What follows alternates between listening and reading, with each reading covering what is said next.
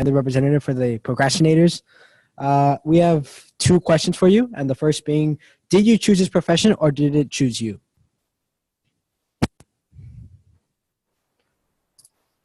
A great question. I will say, I'll be completely honest with you. When I was going through my undergrad, I decided to go into the College of Ed, and I loved English. I loved my content, and I knew that was something that I wanted to go, continue to try and learn more about. I wanted to get my master's and transfer out and all that good stuff. So I figured, well, you know what? I'm here.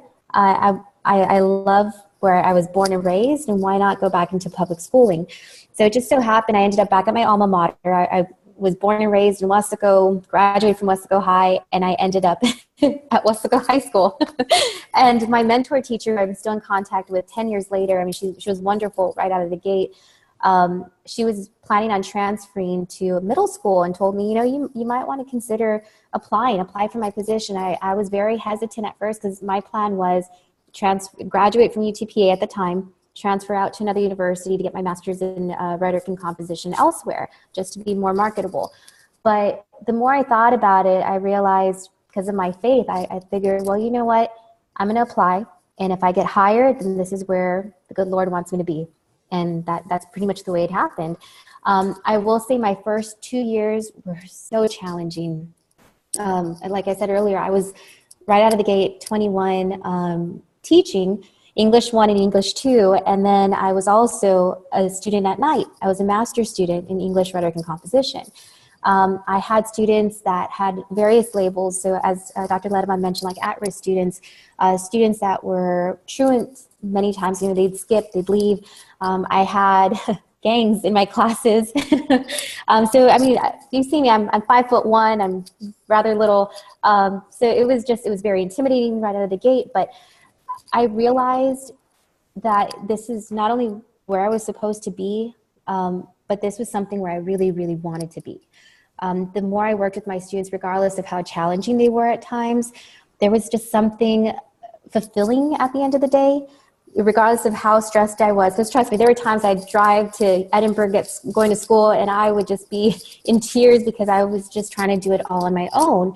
And that's why I tell you all the importance of networking. And as Dr. Ledema reiterated, is just, having people to talk ideas through, and hey, I'm having trouble with this particular student, X, Y, and Z, what suggestions do you have? Talking to counselors and finding other outlets of support like that. I remember telling myself, well, I'll get my master's and then maybe transfer elsewhere to do my PhD.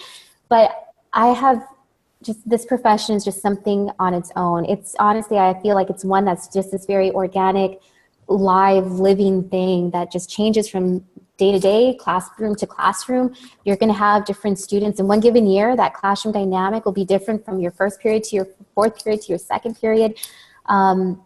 The students that have kept me in it, a lot of them, even for example, I had one student who was my gang member my first year. I broke up a fight in the middle of my classroom. And, I was never on social media until maybe about 2 years ago. And he messaged me. He's like, I am so sorry, Miss Cifuentes. He reached out and apologized. Like, it's okay. You're a kid. Not a problem. And I think that's something that you have to remind yourself, that regardless of the grade level you're teaching from, kinder on up to secondary, they're still students. They're still kids. Thank you. Well, I didn't grow up wanting to be a teacher. I I took a little bit of a different path because of a boy. Don't do that. Don't do that. I was also, besides a boy, I was also very limited as to where I could go. My parents didn't want me to go anywhere. So I'm from Harlingen. So basically my option was TFCC. And when we had to transfer out, so TFCC, I was like, oh, well, I'll be a dental hygienist. They make good money. I'll be done in 2 years. Then I can get married and live happily ever after. But that didn't happen. We took a little different path. So I went to go do an internship at the dental hygienist, and no, I don't like blood. It was not good. No, not at all. Not at all. So then when I transferred over to, I went to UTPA, and again, my parents were so strict. They were afraid that I had to drive 45 minutes. It was such a long drive. What's going to happen to you, mija? I don't know if you guys have those kinds of parents, but that's what I had. So I started taking some classes, and I decided that I wanted to be a PE teacher because I love dancing, and I loved running at the time. I was running a bunch of 10Ks. So and then the idea of becoming a certified teacher came up, and I'm like, what a wonderful thing. I can have a dance team, because I was in dance team when I was in high school. So it just slowly progressed to that. And then, well, the same thing with me going to go get my PhD. I was encouraged by my professor, but I got accepted into Texas A&M Corpus Christi, and my mom was devastated because I was going to move away 2 hours. 2 hours. So I had to drive home every weekend to come and see my mom. So I know some of you guys may experience those same things, but whatever made her happy, and I had to ensure that I was culturally respectful to my parents as well. So I had to do what I had to do, and I think the profession chose me. It chose me, and I'm very happy it did, because I really love being a teacher. Great, thank you. And our second question is, what is the role of humor in the classroom, and how do you use humor?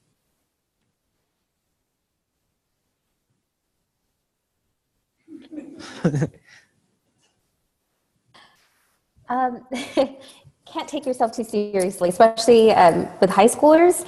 I know people always tell me, why didn't you teach elementary? You know, it's so much easier. I'm like, there's just something about the secondary level. I mean, they're still kids. They're still growing. And I remember reading somewhere, I can't remember, that's what I was trying to think. There's the 3 types of bones you need in the profession. One of them is a funny bone, and the other is a backbone. I can't remember the third for the life of me, but I do agree. Like, you have to incorporate humor with your students, whether, like in my case with the literature, like finding fun pieces that are going to reach out and make connections to them. Sometimes I'll throw in like subtle jokes, and some of them will get the humor, others won't. And even at that, those that don't, we still kind of burst out laughing. But I will say, like, humor is key. It really is. I've told many people, just, you have to be genuine, be who you are, especially with high school, because they will sense it a mile away if you're not being sincere and genuine with them. So just that need for sincerity, and yes, definitely humor goes a long way in the classroom. And I definitely agree with Monica. I was when I was in Corpus, I was in the disciplinary alternative education program, which is basically when they remove you from campus because you broke a rule or you broke a law. So I had a lot of those wonderful gang members that she's talking about, and I loved them all so dearly. But one of the things that I used is humor with a little bit of sarcasm, drenched of sarcasm. I know they would come and tell me, Miss So-and-so doesn't like me, and they were so upset, and I would say things like, you know, we had a meeting at 2 o'clock in the morning, and she brought up your name, that she wanted to destroy your life. You're right, mijo. And they would look at me like, and I'm like, right, it doesn't make sense. Do you think we have meetings at 2 o'clock in the morning on how we're going to destroy your life? Of course not. We have meetings about how we're going to help you pass. And then that's when the humor, it broke, and then they were like, I'm being a little bit irrational. Like, this doesn't make sense, right? So definitely a little bit of humor, but never to the point where you're going to hurt them or bully them or any of those things. So and again, that's my personality. I have a big, loud personality, and I definitely incorporate humor into all my classes. I think it's very important. Great, thank you. Those are all our questions today. Back to Maya. Thank you. Thank you. Thank you, Nathaniel. So our next group is going to be Group Kobaya, and their group representative is going to be Genevieve. Genevieve?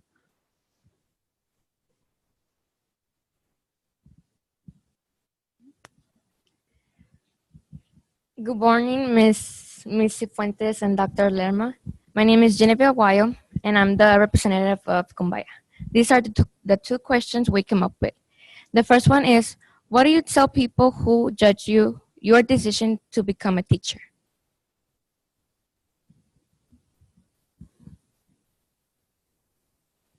I can go first, Monica, because I feel like you've been going first. So you can think a little bit. One of the first things that they think is that you're poor. Okay. Well, we make a living wage, but we're not rich. We're definitely not rich.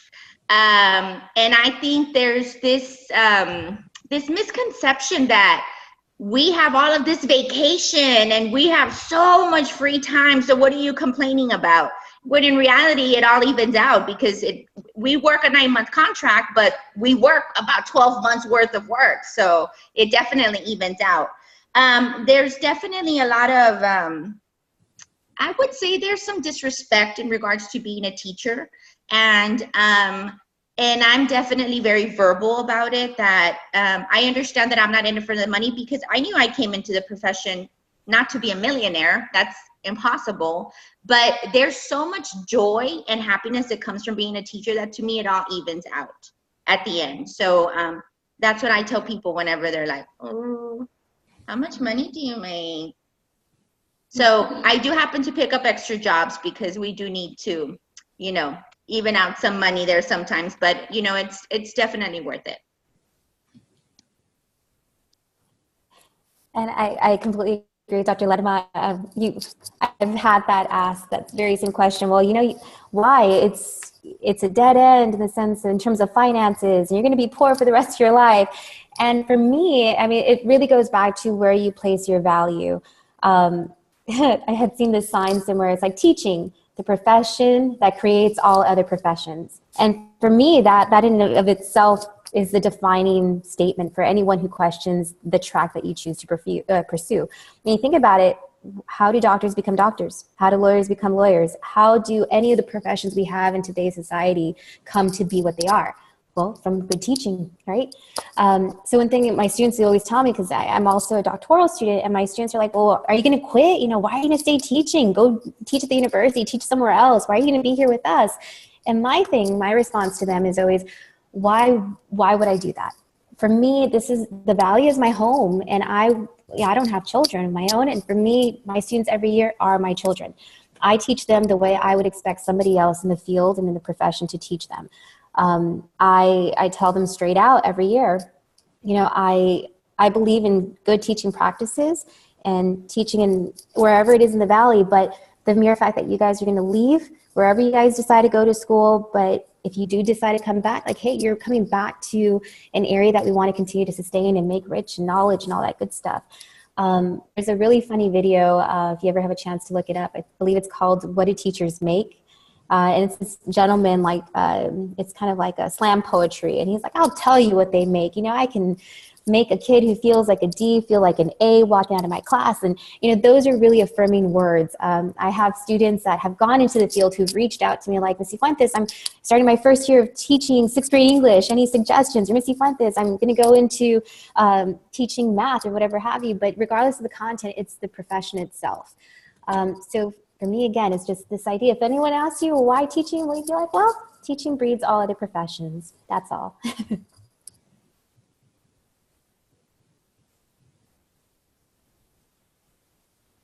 Anita. This is the other question is, how do you keep students attentive in the classroom? How do you keep them what? I'm sorry? How do you get their attention in the classroom? Oh, how do we get their attention? Well, I'm thinking of my master's level students. I get their attention just by me walking in the door, because I have this reputation that I'm very tough. But all that I am is just, I have very high expectations. So I walk in and I do games, because I used to be a PE teacher. So I walk in, I do everything that I do, they're going to use when they become counselors. And the same thing when I was a teacher, just engaging them, doing fun games, being energetic and exciting. And whenever I see somebody, especially when I say, what did chapter so-and-so said? This just happened to me yesterday, and they were like, these are all adults, okay? So then I'm just like, well, then I start talking about responsibility and that you choose to come and get your master's, or you choose to whatever you receive from it. But definitely, yesterday was the first day that they met me. So encouraging them, telling them they can call me whenever they need, they can send me an email. So just basically, as soon as you walk in the door, you have to build that trust, and you have to be very honest and genuine with them. And the same thing goes when I was at the high school, making sure that the kids felt that I cared about them, which I cared about every single one of them. So that's how, I think that's important for you to build that rapport, which establish that relationship. And then after that, you can do as much engaging as you need, which there's where your creativity comes into play and your personality. I completely agree. You have to set the tone from the very first day, regardless of the grade level you're teaching. A lot of times my students are like, gosh, I was so scared of you. I was so intimidated. But I'm like, why? I feel like I'm like the least intimidating person. But they're like, no, we heard X, Y, and Z about you. You're hard. You give a lot of work. You expect all these things. And to me, I tell them, well, that means I care. That means I love you. Because if I didn't care, I wouldn't push you. I wouldn't challenge you. I wouldn't expect for you to read all these different pieces of literature. It's just, I don't know. It's, you have to find your niche, your angle with your students. Because again, like I said, they're all different every year, every class period. And as Dr. Lerma said, it's just finding ways to engage them. So for literature, for example, I don't know how many of you guys love reading literature, especially classics like Shakespeare, and probably thinking, oh God, no. But you have to find ways. So there was one year I did charades with my students. I gave them an excerpt from Romeo and Juliet, and they had to do but soft but light through yonder window breaks, and they had to do charades in front of the class, and the students had to like say, oh, soft, light. So finding ways to make things fun. But of course you want to have a balance, but that goes with you, your assertiveness, your demeanor, the way you are in the classroom. You don't want to be that fun teacher day one. You need to set the tone day one, and then you can kind of slowly but surely loosen the reins a bit, especially those of you who are deciding to go into teaching right out of college. You're going to be 20 to 22, and if you're going to go into high school, something to think about too. You don't want to be marked as the fun, cool, hip teacher that early on. You have to really set your presence and set your tone. So there is like, you're multitasking. You have to find a way to be who you are, but at the same time, be in that professional setting as well. Because, I'm sure you hear these things on the news all the time. I read these articles, regardless if they're true or not, but you don't want to get yourself in a position where you're kind of between a rock and a hard place. So that's why I'm saying you have to have that balance. You can be the fun teacher, but make sure that you set the tone early on, and then you can kind of loosen the reins later. Well, thank you, and back to Maya.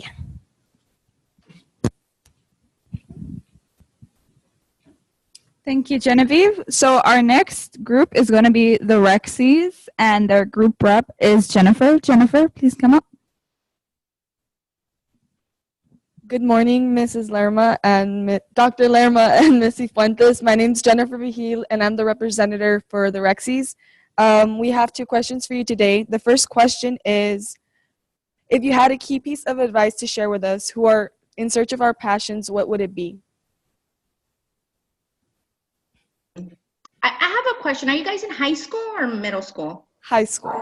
High school. What grade? I mean, I've been trying to figure it out, but you look very young. I'm an uprising senior, but most of the people here are sophomores going into junior year. Okay, so your question was, what's a key piece of advice for you? Stay true to yourself. Have some self-compassion. When you make a mistake, don't be so hard on yourself. And being patient. Let me tell you that you don't get to see the results right away sometimes. You don't get to see the wonderful people that these kids will become. I'll share something with you. I started teaching when I was 21 at an elementary school. And I had 2 little girls. They were in 7th grade and second graders, and they were in my dance team, and we continued communications, and I became their mentor.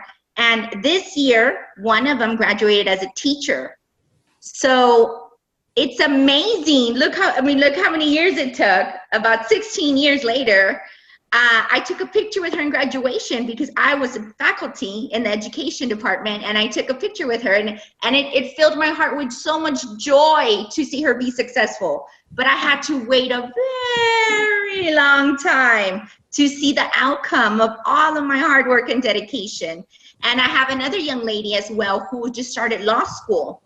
And they both call me Coachy because I was their Coachy. They both call me Coachy. She sent me her letter of intent for law school, and it was horrific.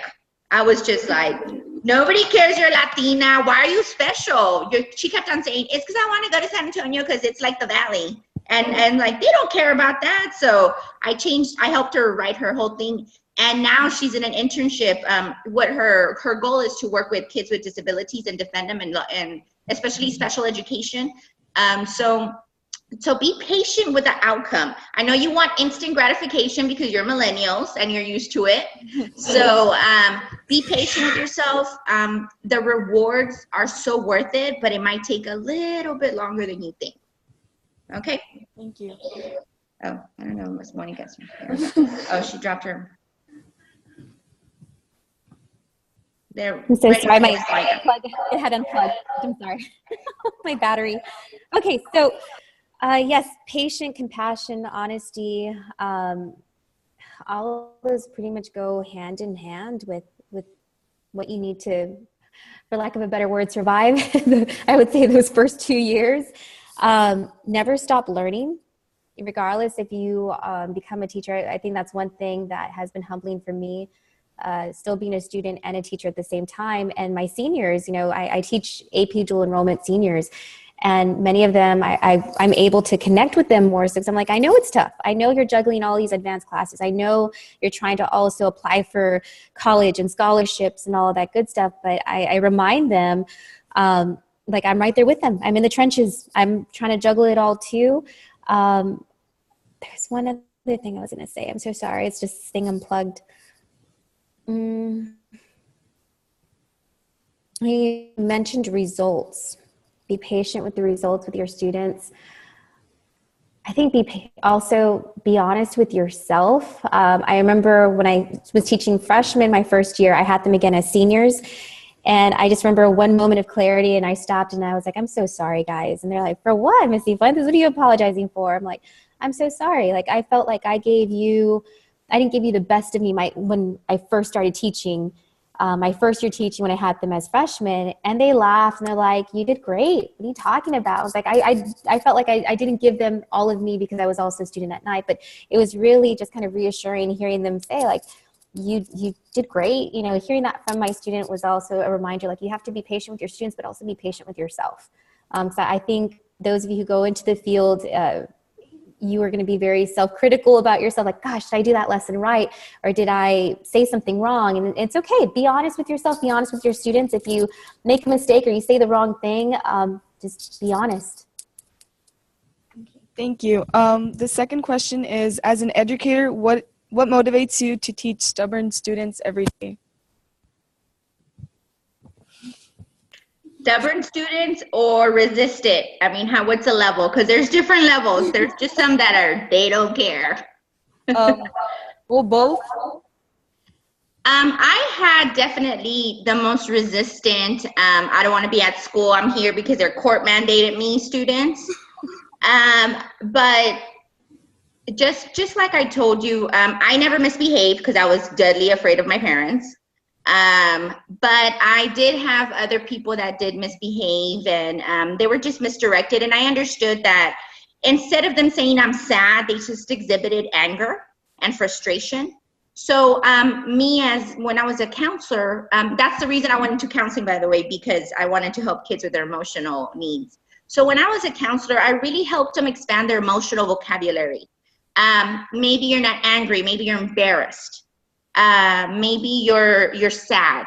So helping them expand their emotional vocabulary helped them be less resistant.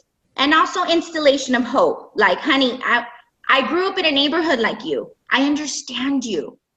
I understand that it's frustrating. I understand that it hurts when your parents tell you ugly words, or when maybe they even like physically and verbally assault you. I understand you, but you know what? You get to pick your own destiny.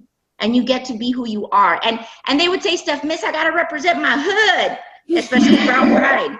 And I told them, you know what? I represent my hood every day. But you know what? I don't have to be like, is someone's gonna stab me? Is someone gonna shoot me? So I said, I represent it every day, and I'm so proud of where I came from.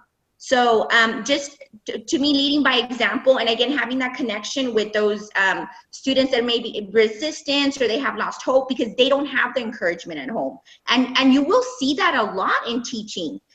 They don't have people supporting them. Even me at this level, in the master's level, I have students telling me that their spouses don't want to help them babysit, that their parents, my entire dissertation is on some of that stuff. It was called Journey to the Doctorate, Successful Stories of Hispanic Latino Counselor Educators.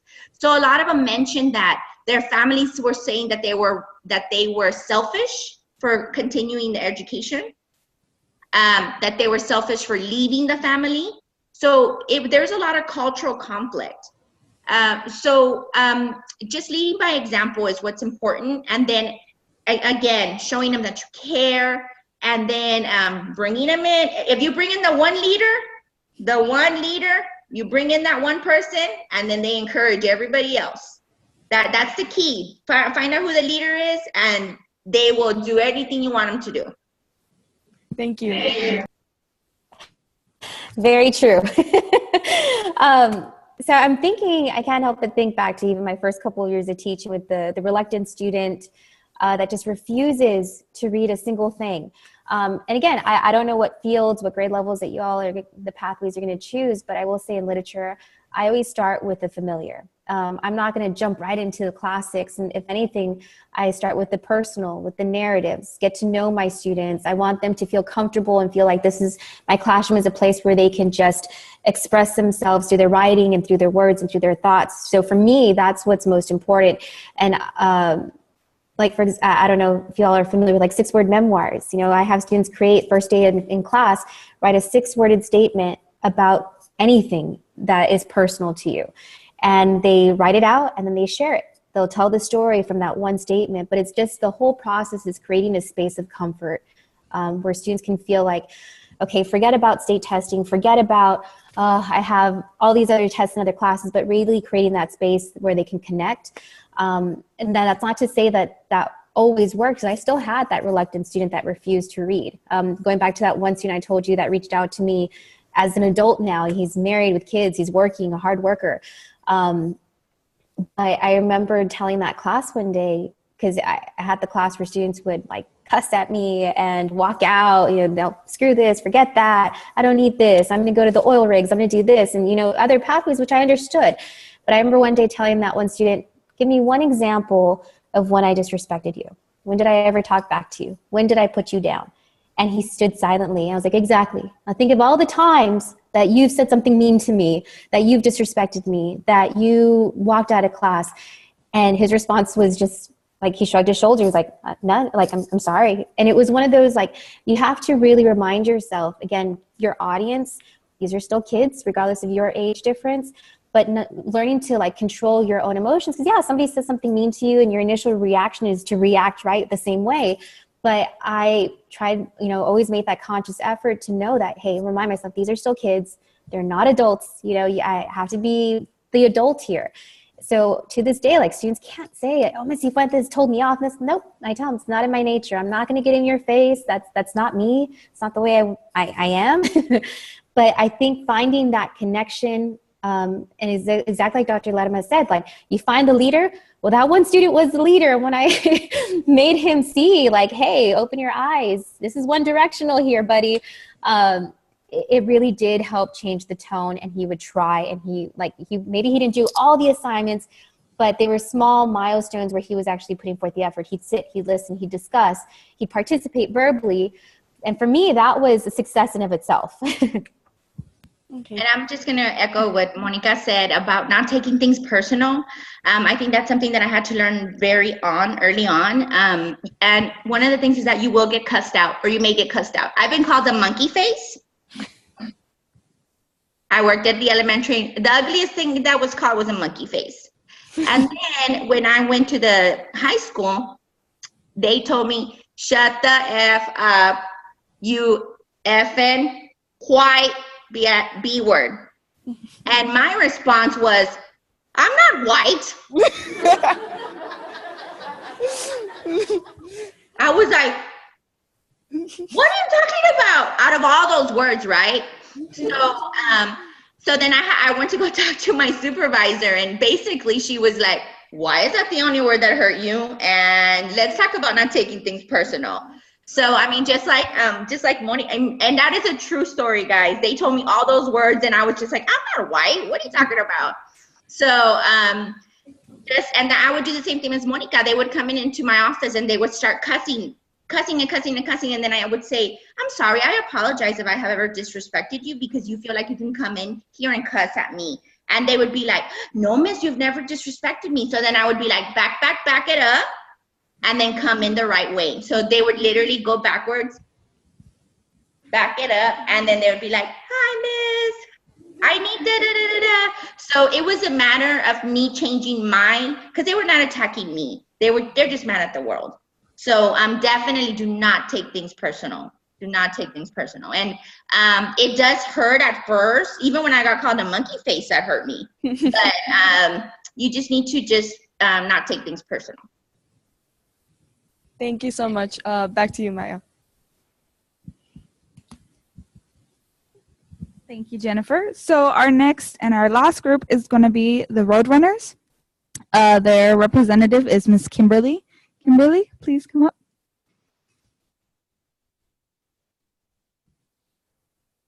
Good morning. I'm Kimberly Peña, and I'm representing the Roadrunners, which are back there.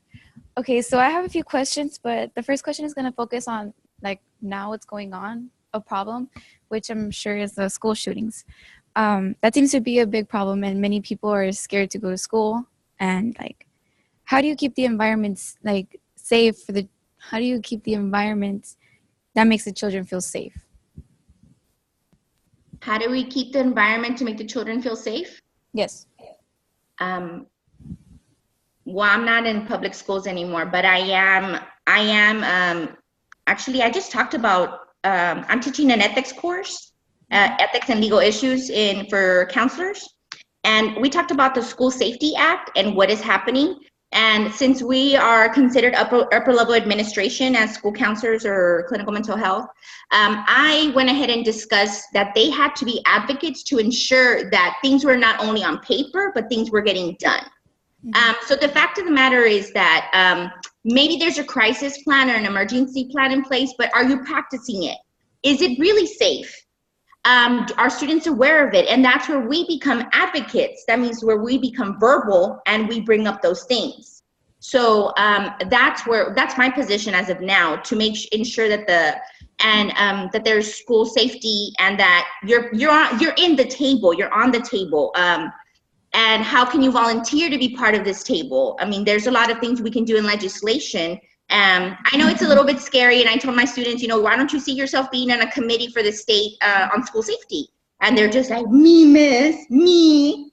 And I'm like, yes, you, because you're down in the trenches. You can tell them how it is and how it feels and what you're going through.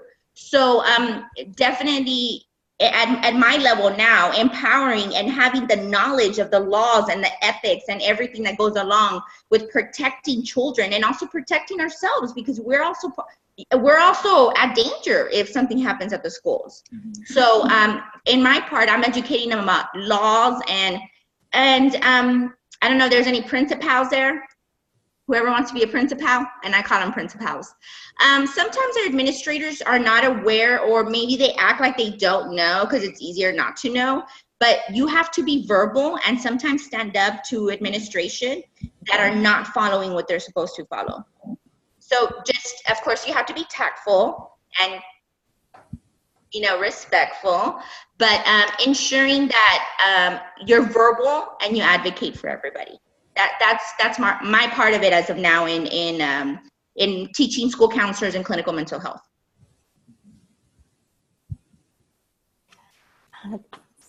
That's actually very, very informative. Something I want to look into.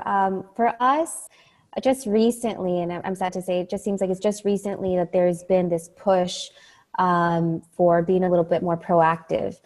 So a couple of things that we do on campus, of course, everyone has to have locked doors at all times, closed and locked at all times. I tell my students they are not to open the door, that if anyone's at the door, I will open the door. Of course, that brings the question. Students are like, but what if there's somebody at the door that's going to harm us and you're the front person? Like, well, and those are things that I don't know how to answer. But I would rather be the one, I don't know, I just feel like it's just one less liability. I don't know. I don't know how to really answer that. It's just, I just tell my kids, I'll open the door. Because I know sometimes they'll just reach around, they'll, won't look out the window because we have very thin windows on our doors. They'll reach over and just nonchalantly open it. So I have to remind them about that. We had one lockdown procedure this year. But just as with anything, you have to practice. And we just had just the one late this spring. Some students took it seriously, others did not. Same thing with the teachers, I'm sad to say. We haven't gone over like codes and policies. There are a lot of things that are left untouched. And as some of the teachers, I know some of my colleagues have said like, hey, we should be doing this more often. Hey, this is, what's going on in other schools. And I just wish some more of those conversations were kind of trickling down this way. I don't know. I don't necessarily feel that anyone can be absolutely prepared, but there's a way to prepare to the best of your ability. Trying to think of what else we've had our students do, but that's really the bulk of it is just one lockdown procedure and the locking of doors, closing of doors.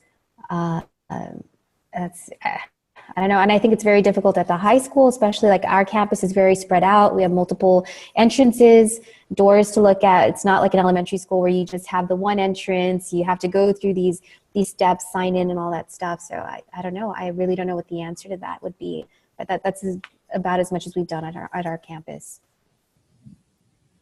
Okay, thank you. What is the toughest thing about being a teacher? What is the toughest thing? Yes. I think balancing everything out, and it's not, the toughest thing is not the kids and teaching. The toughest thing is everything else.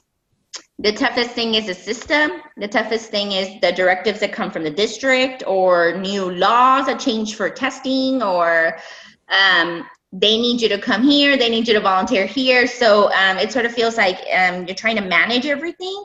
And at the same time, in order to be a good teacher, you have to practice self-care. So if you're not careful, you can get sick. So one of the toughest things that I've had to learn is to say no. You cannot do everything. You cannot be PTA president and sponsor 5 clubs and volunteer every weekend, because you also have to take care of yourself. I know teachers sometimes, I know I wouldn't take lunch. I know I wouldn't, I got sick, I gained some weight. Just really trying, and I'm in year 16 in education. So actually this past semester, I got extremely sick. And I decided to, I needed to refocus my attention, because if I'm sick, what's that gonna be good for my students for? I'm not going to be a good teacher. So I started saying no, but I didn't do that well of saying no, because look where I am right now, right? Dr. Chamberlain? Is he here? He's laughing, right? He's laughing. I have to create my quizzes for tonight's class, but it's okay. I love Dr. Chamberlain. I didn't tell him no. But I think learning when to say no, learning when to say yes, and setting your own boundaries, because you need to sleep, you need to have fun, you need to exercise, you need to eat. That's another thing, because sometimes teachers don't even eat. So, and saying, I'm going to leave at this time. So setting your own boundaries and ensuring that you're saying no to when you need to say no. I agree with everything. It took me, this is year 10 for me, it took me 9 years to realize that I had a home outside of work. So what I would do is school out at 3:45, I'd stay till about 4:30 for UIL practice or tutoring. I'd go home, I'd eat, I'd let my dogs outside for a bit, I'd come back to work. I would stay here till 10 o'clock at night. And it was either grading or running off copies, because I didn't want to battle the copy machines in the morning. We only have 5 for a 6A campus, and it's insane in the mornings. But it was always the same. One of our custodians would always come in, "Ya maestra, vete, yeah, it's 10 o'clock, they're going to shut down the school." This year, I made the conscious effort and said, no, I'm going to be here on these 2 days for UIL, because I sponsor UIL activities. And the other days I go home. I'm actually able to see daylight and enjoy it. And you have to remind yourself, leaving at a certain time, at a reasonable time, does not make you selfish and does not make you a bad teacher. Exactly like Dr. Lerma said, you have to take care of yourself. You're in the trenches, you're at the front line. The same thing this year, I had a sinus infection, I had bronchitis, I had walking pneumonia because I was trying to juggle school and work and UIL and everything else I said yes to. I'm right there with you, I'm guilty as charged. Again, saying no does not make you a bad person either. I think a lot of times maybe, I have this extra day, maybe or so, but you have to make the conscious effort to have that balance. It's a balancing act. It is. It's fun. It's great. It's different. It's like no other profession because it's different every day, every month, every year. But take care of yourselves. You really do need to. Yeah, and remember that definitely Monica and I have had a different path because we went straight through. I got my bachelor's in 2003, which was probably when you guys were born, or 2005. I got my master's and I got my doctorate in 2010.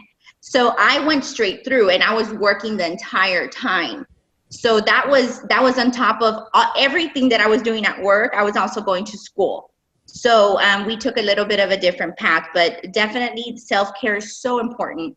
And sometimes we cannot fight the system. Sometimes it's just what it is. But that's why us being at this level, which I'm sure, I don't know what your PhD is in, Monica, but being at this upper level, we get to make a little bit more changes and a little bit more impact to help those that are in the actual teaching with the kids in the schools. Okay. Awesome. If I can add one more thing just about the system.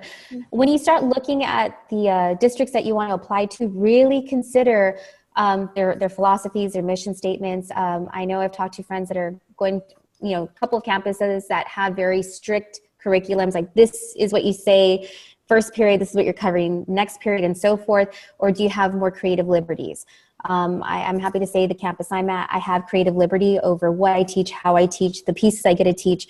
So things to consider, I know right out of the gate you want to go and just get picked up right out of the gate, but really think about like what's the right fit for you in terms of like the campus goals and all that good stuff as well. Okay, thank you. So for the final question is, what do you believe is your reward as a teacher and why? What was it? I'm sorry? What do you believe is your reward as a teacher and why? Creating productive citizens that are out there to do other fields and do amazing jobs. That's the reward. I remember I used to have a teacher that would say, I need somebody to take care of me in the nursing home, so I hope I have some good people taking care of me one day. So, definitely creating productive citizens. I have to agree. For me, it's that and independent thinkers. My students at the start of the year get really frustrated with me. They're like, what's the right answer? Again, I teach literature. I'm like, hey, you tell me, what's your interpretation of this poem? What's your interpretation of this text? Support it, argue it, give me a plausible understanding. But they're so used to, again, because of our system of multiple choice assessments, only one right answer. I've had students tell me by the end of the year, you broke me. I had one student actually, she just graduated this year. She's like, Ms. Fuentes, you broke me. And I was like shocked. I was like, what do you mean, Morgan? How did I break you? And she's like, you broke me in the best way. And her explanation was she was one of those very linear thinkers. Like, oh, I always thought everything had to be answered in only one fashion. This was the only reading, the only interpretation, because that's what her experience was. And for me, it was very much like we deviated off the paths. I tell them, like, it's like, for me, literature and teaching, it's like a diamond. It's multifaceted. You have all these points of entry, all these points of going outward. But I think that for me was very, very validating in the sense that she's like, you broke me in the best way. You made me think outside of what traditional thinking in education is. So we have, let me add to Monica, I know you don't get evaluations from your high school students, but I get them every semester from my students. You get to evaluate your instructors. So usually it starts off by, at first I was very scared of Dr. Lerma. But now I understand because she was teaching me what I needed to do, or it's just, it really, it's, I think that there's, again, that emotional vocabulary is, fear is actually respect. That's what they mean to say. So I've already gotten used to hearing some of those words, but at the end of the day, when I go out into the community and I see the wonderful things that they're doing, and they're writing grants for their schools, and I have somebody that's at the Children's Bereavement Center that has created these amazing things. It's like they know because I taught them. They're there and they have that courage to speak up and have eloquent vocabulary and know how to engage people, because they were scared of me. They were not scared of me. They were just respecting me. So every semester, I get the same feedback. And I find I'm in year 6 being at the university, and I find it now amusing. At first, I was sort of like, but again, you can't take things personal. So you get different types of feedback from students. So I think that's useful for me in regards to growing as a teacher. So like, again, my tactic now is I walk in and I say, everything you've heard about me is true. I have very high expectations. I demand nothing but excellence. And if you don't want that, then you need to get out of my class.